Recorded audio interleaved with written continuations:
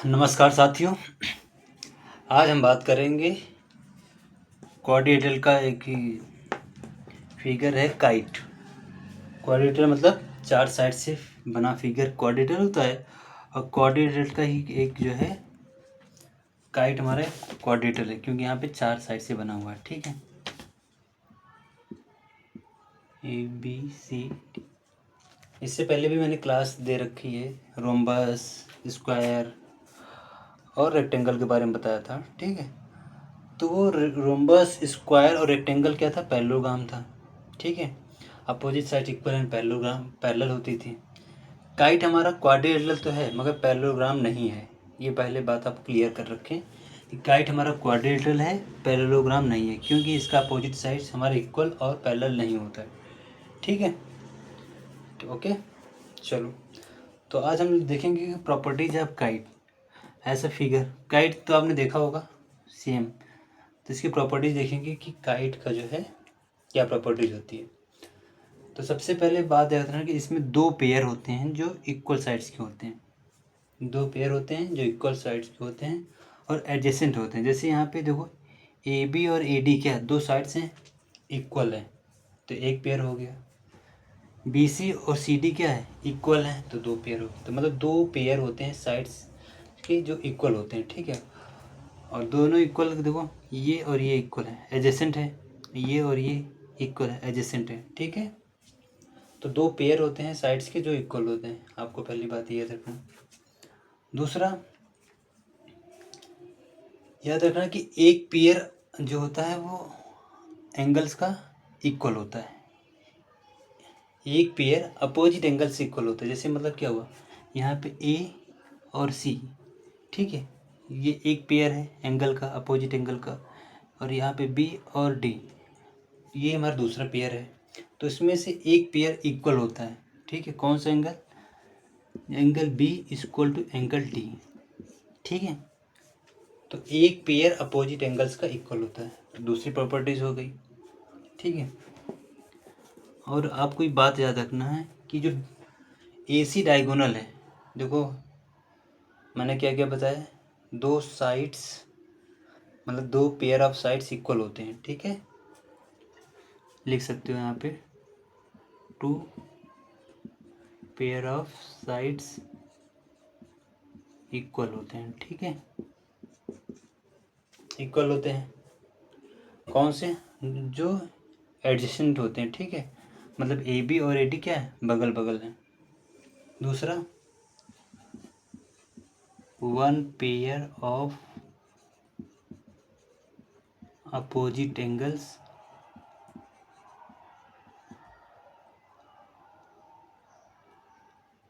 Angle, one pair of opposite angle are is equal.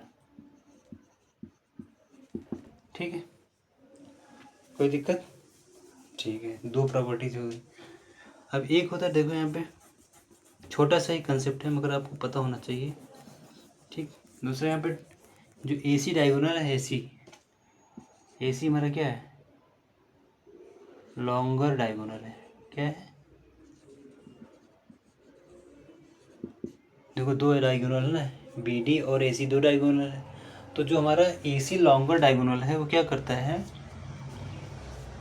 जो BD diagonal को क्या करता है? दो इक्वल पार्ट्स में डिवाइड करता है। क्या बोला जा रहा है?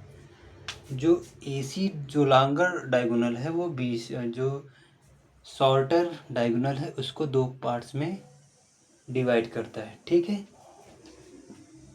याद रखना, AC डिवाइड्स या फिर बाइसेक्ट, लिख दो bisect, AC bisect shorter diagonal. ठीक है, तो इसका मतलब क्या हुआ, यहाँ पे अगर O पॉइंट होगा तो BO इक्वल टू क्या होगा? OD।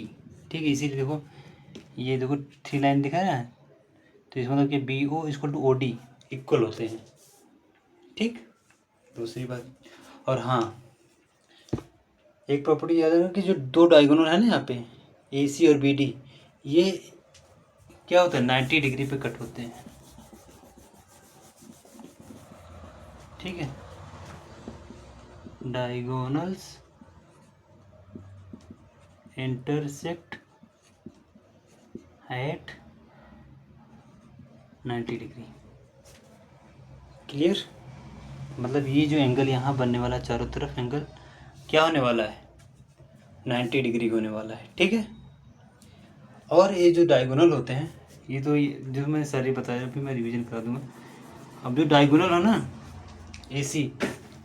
एसी जो डायगोनल है, इसके जो वर्टिसेस हैं ए और सी, इसके जो एंगल को बाइसेक्ट करता है, ठीक है। AC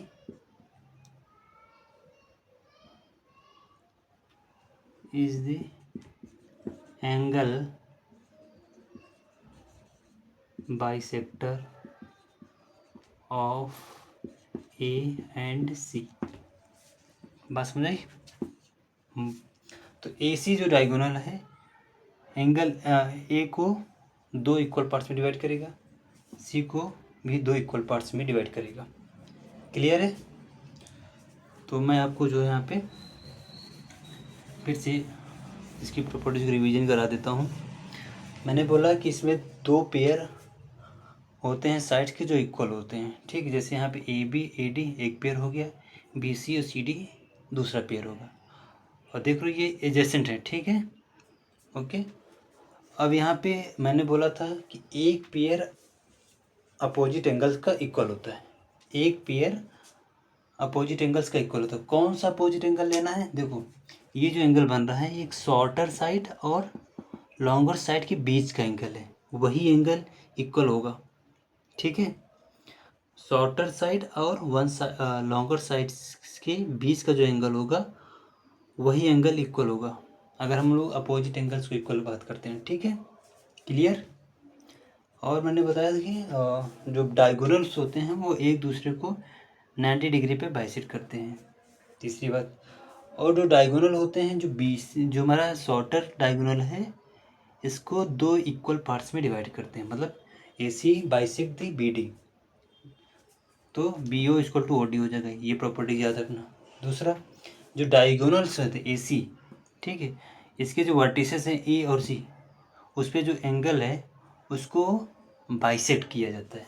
मतलब यहाँ पे BAO और यहाँ पे OAD इक्वल होने वाला है, और यहाँ पे BCO इक्वल टू OCD।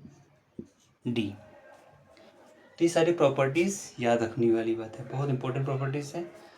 और यहाँ पे ये मत समझना कि ये एंगल इक्वल होगा, ठीक है। क्लियर? जो मैंने बताया उसको ध्यान से सुनना है। आई होप आपको ये गाइड्स का जो है प्रॉपर्टीज़ समझ में आ चुकी होगी, ठीक है।